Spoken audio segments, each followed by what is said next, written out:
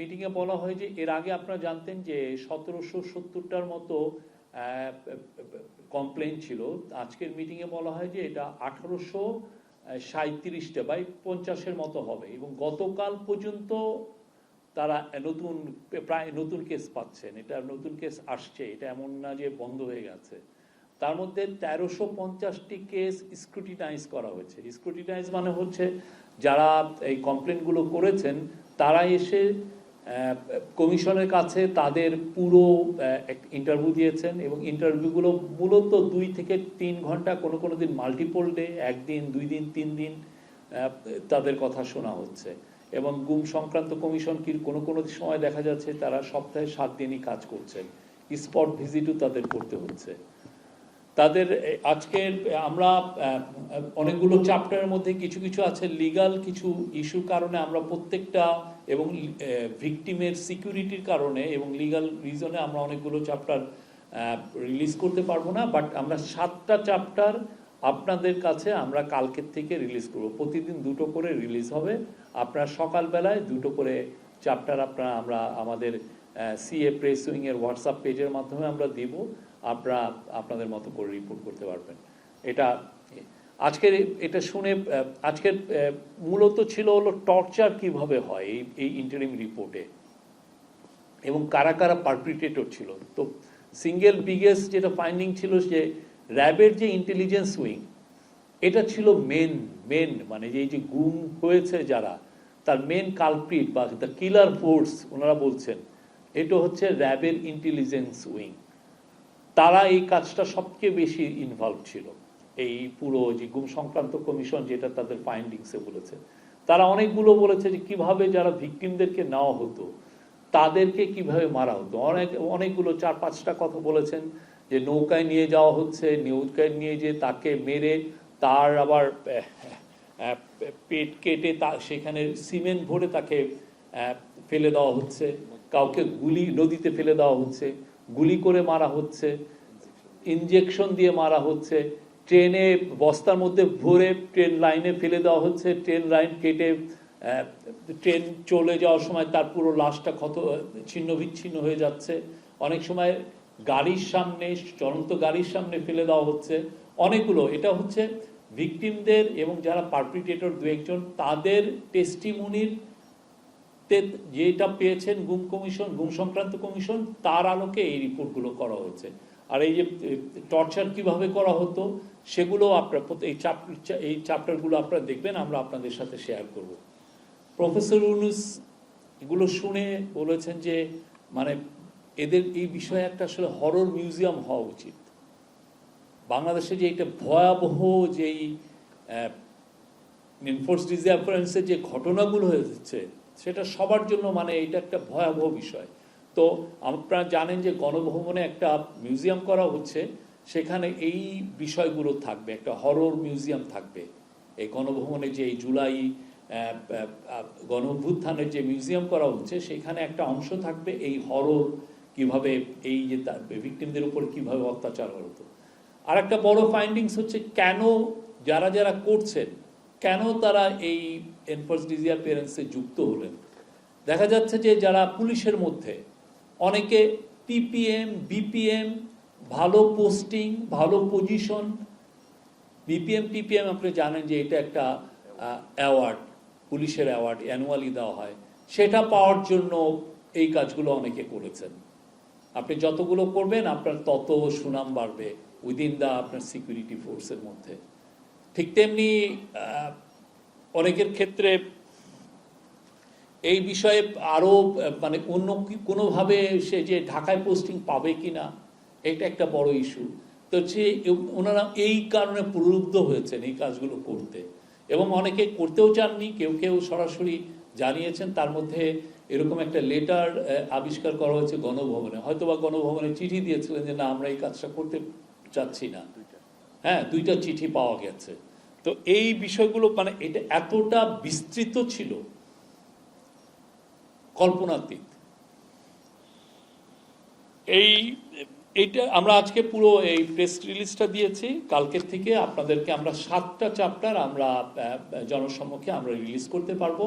এবং প্রফেসর ইউনূস গুম সংক্রান্ত কমিশনকে বলেছেন তারা যেন তাদের একটা ওয়েবসাইট করে, সেই ওয়েবসাইটে যেগুলো পাবলিশেবল প্রত্যেকটা জিনিসই দেওয়া হবে। আপনারা এখন যখনই ওয়েবসাইটটা হয়ে যাবে আপনারা ভিজিট করতে পারবেন, দেখবেন কতটা ভয়ানক রকমের এটার বিস্তার পেয়েছিল।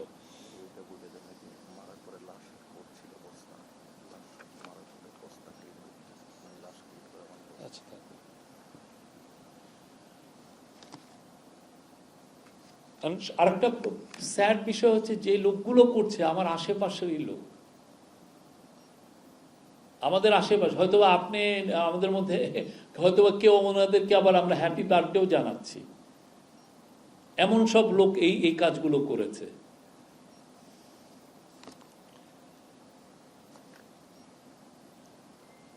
আর এই কাজগুলো অব্যাহত থাকবে।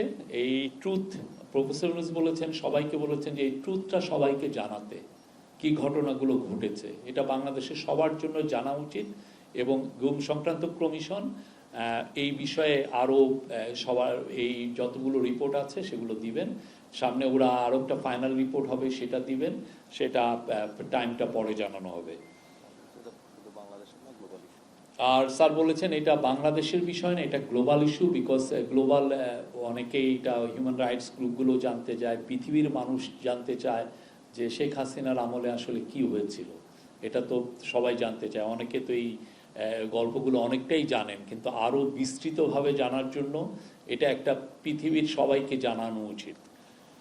আজকে British high commissioner Sarah Cooke এসেছিলেন প্রফেসর ইউনূসের সাথে দেখা করতে। পুরো তাদের সাথে মিটিংটা ছিল হলো প্রফেসর ইউনূস আপনি জানেন 9 থেকে 13 তারিখ ইউকে ভিজিটে যাচ্ছেন। সেখানে the king Charles the third harmony award উনি পাবেন, এটা খুবই প্রেস্টিজিয়াস একটা অ্যাওয়ার্ড, সেখানে উনি পাবেন। এবং আজকে মিটিংয়ে জানানো হয় যে ওই এই অ্যাওয়ার্ডের সময় অ্যাওয়ার্ড সেরিমনির আগেই প্রাইভেট অডিয়েন্স মানে কিংস চার্লসের সাথে আমাদের চিফ অ্যাডভাইজার একটা মিটিং হবে। আর এছাড়া অন্যান্য যেগুলো সরকারি যেগুলো মিটিং, যেগুলো ইম্পর্টেন্ট সিনিয়র অফিসিয়ালদের সাথে সেই মিটিংগুলো হবে। এটা আমরা বিস্তৃত আরও সামনে এই বিষয়গুলো জানাতে পারবো। সেই বিষয়ে অনেকগুলো বিষয়ই থাকবে বাংলাদেশের থেকে, আমরা যেগুলো ইম্পর্টেন্ট ইস্যু সবগুলোই তোলা হবে এই মিটিংগুলোতে। আমাদের প্রফেসর ইউনূসের সাথে এখানে 2জন ইম্পর্টেন্ট মেম্বার এই ট্যুরে থাকবেন হচ্ছে সেন্ট্রাল ব্যাংকের গভর্নর আহসান মনসুর এবং অ্যান্টি করাপশন কমিশনের চেয়ারম্যান আব্দুল মোমেন। এই ছিল আজকের।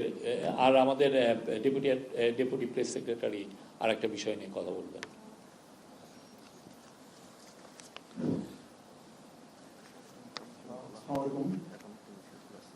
আজকে আপনারা দেখেছেন যে সমকাল, যুগান্তর, ইত্তেফাক সহ বেশ কয়েকটা সংবাদপত্রে এবং সংবাদ মাধ্যমে একটা সংবাদ প্রকাশিত হয়েছে, যেখানে বলা হয়েছে মুজিবনগর সরকারের রাষ্ট্রপতি শেখ মুজিবুর রহমান, অস্থায়ী রাষ্ট্রপতি সৈয়দ নজরুল ইসলাম, প্রধানমন্ত্রী তাজউদ্দিন আহমেদ এবং 2 মন্ত্রী ক্যাপ্টেন মনসুর আলী ও AHM কামরুজ্জামান সহ শতাধিক নেতার মুক্তিযুদ্ধের স্বীকৃতি বাতিল করা হয়েছে।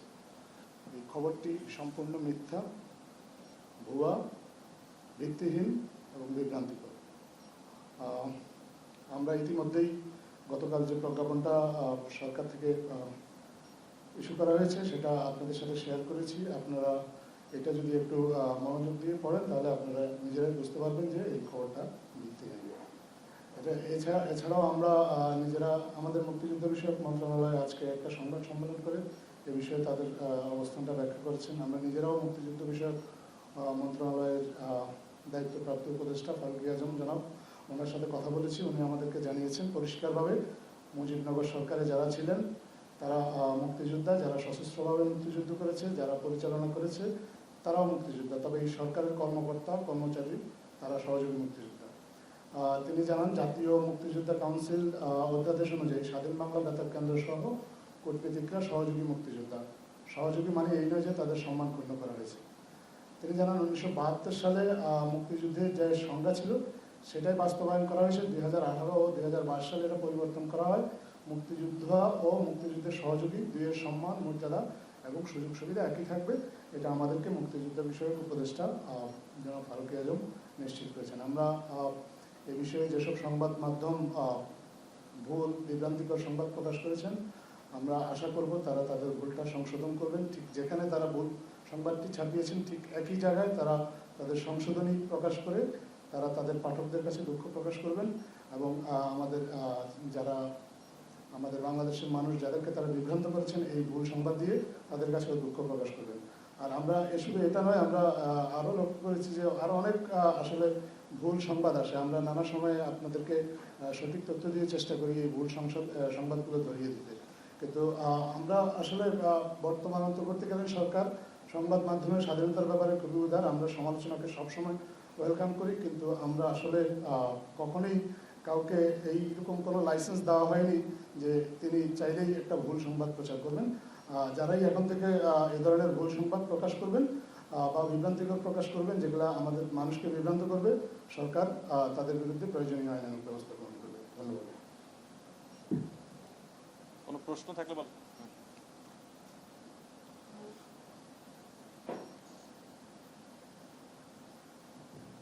আমি মুজাহিদ শুভ, স্পেশাল করেসপন্ডেন্ট এখন টেলিভিশন। আমি জানতে চাই যে যতগুলো অভিযোগ জমা পড়েছে বা র্যাবের বিরুদ্ধে সব থেকে অভিযোগ, কিন্তু র্যাবের যে সদস্যরা ছিল তারা কি পুলিশের বেশি, বিজিবির বেশি না সেনাবাহিনীর সদস্যরা এই গুমের সঙ্গে জড়িত? এটা রিপোর্টগুলো তো হচ্ছে, আপনি যখন ফাইনাল রিপোর্ট আসবে সেগুলো এই পুরো বিষয়গুলোই থাকবে, অনেক বিষয়গুলোই থাকবে। আর আরেকটা বিষয় বলা হয়নি, এখনো পর্যন্ত মিসিং আছে 300+, এখনো মিসিং। আমি মোহন একটা প্রতিযোগিতা কাজ করি। আমি খুশি জানতে চাচ্ছিলাম যে এই যে যারা গুম হয়েছে বা গুম করা হয়েছিল তাদেরকে খুঁজে বের করতে বা তারা আসলে ডিগ্রি করা গৃহীত, এই সন্ধানটা কিন্তু যারা গুম নিয়ে কাজ করেছে, বিশেষ করে মায়েদের থেকে শুরু করে বিভিন্ন সংগঠন, তারা চাচ্ছিলেন জানতে পারি সরকারের কাছে একটা এক্সপেকটেশন ছিল, তো তাদেরকে খুঁজে বের করতে বা তাদের স্ট্যাটাস জানতে এবং মৃত না জীবিত আছে সরকার কি ব্যবস্থা নিচ্ছে? গুম সংক্রান্ত কমিশনের একটা বড় একটা দায়িত্ব, ওনারা কিন্তু এটা সুচারুভাবে সম্পূর্ণ করছেন। তারা যেটা করছেন যে যারা ভিকটিম হয়েছেন তাদের কাছ থেকে জানছেন যে কিভাবে তাদেরকে গুম করা হয়েছে, কোথায় রাখা হয়েছে, কিভাবে তাদেরকে টর্চার করা হয়েছে, কারা এই টর্চারে ইনভলভ। তো সেই সূত্র ধরে যারা যারা টর্চারে ইনভলভ ছিল তাদের অনেক, যারা পারপিটেটর ছিল তাদেরকেও অনেককে সামন করে তাদেরকে ইন্টারভিউ নেওয়া হচ্ছে, যাদেরকে বা এই পুরো ফোর্সগুলোর সাথে কথা বলে ইন্টারভিউ নেওয়া হচ্ছে। মূল উদ্দেশ্য হলো কি, যেই মিসিং হন না কেন, কোথায় রাখা হয়েছে। অলরেডি দেখেছেন যে আয়নাঘরগুলো বের হয়ে আসছে, কিন্তু কথা হচ্ছে যে যারা মিসিং হয়েছেন 300 জন, তারা কোথায় আছেন, তারা কি জীবিত আছেন না মৃত হয়েছেন। তো এই বিষয়টা আমরা জানার চেষ্টা, এটা তাদের আপ্রাণ চেষ্টা। আজকে চিফ অ্যাডভাইজার আবারও বলেছেন যে এটা আমাদেরকে জানতে হবে, এরা আমাদের ভাই, আমাদের বোন, এরা কোথায় গেল, এই জিনিসটা এদের যে করে হোক এটা আমাদেরকে সন্ধান করতে হবে। এবং এটা একদিনের স্ট্রাগল না, যতদিন না লাস্ট যেই লোকটা পর্যন্ত, মানে লাস্ট ম্যান যিনি হারিয়ে গেছেন, মানে 300 জনের মধ্যে লাস্ট যে লোকটা, প্রত্যেকটা লোককে যতক্ষণ না খুঁজে বের করা হচ্ছে কোথায় তাকে কি মেরে ফেলা হয়েছে নাকি, বা তার মেরে ফেলা হলে তার কবরটা কোথায়, যতদিন না আমরা জানছি, আমরা গুম কমিশন সেই বিষয়ে কাজ করছে, এটা নিয়ে তাদের পুরো কনসেন্ট্রেশন সেই জায়গাটায় আছে।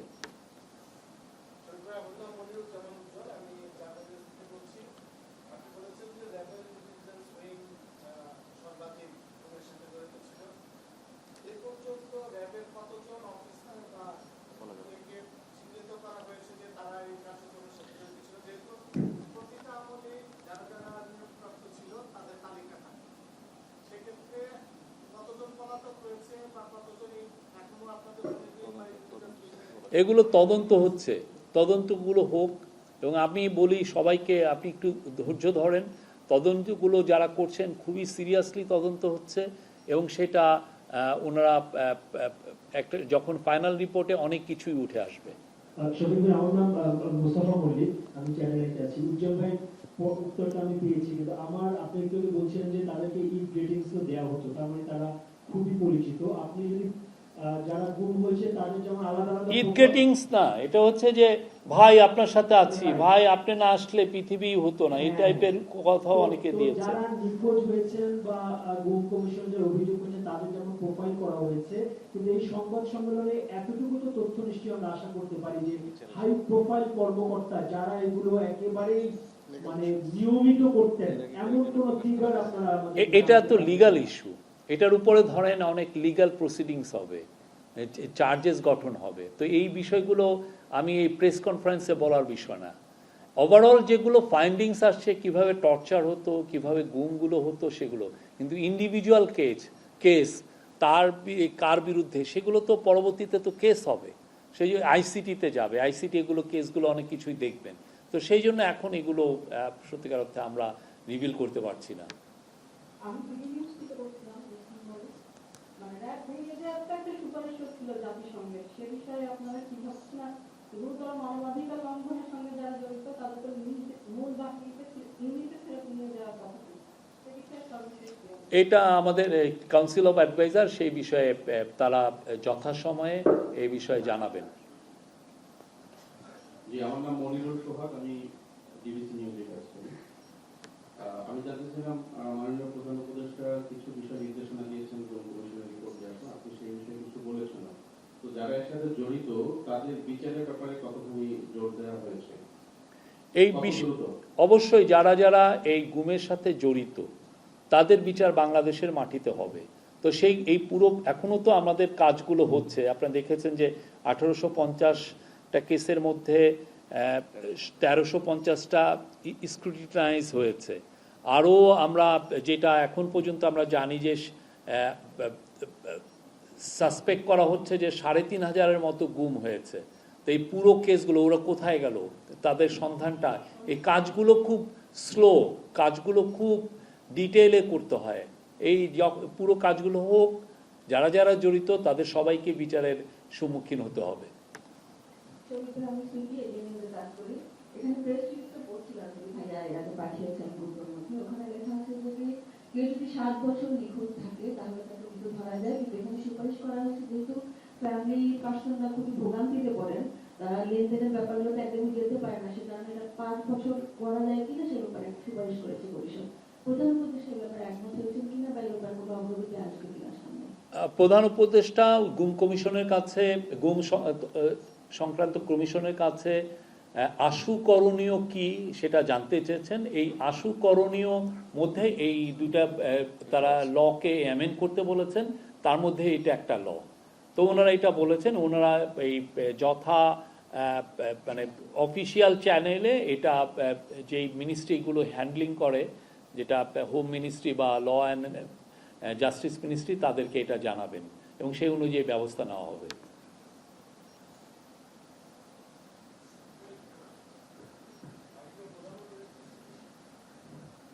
মাননীয় প্রধান উপদেষ্টার সঙ্গে সফর সঙ্গী হিসেবে আপনি বলেছেন গভর্নর এবং দুদক চেয়ারম্যান যাবেন যুক্তরাজ্যে। ওনারা আসলে কি ধরনের প্রোগ্রামে অংশ নেবেন, আপনারা যদি শেয়ার করার সুযোগ থাকে বলবেন। এটা নিয়ে তারা ডিটেল জানাবেন, বাট অ্যাসেট রিকভারি আমাদের তো একটা প্রায়োরিটি, সেইটা তাদের ডিসকাশনে থাকবে। Thank you. Thank you.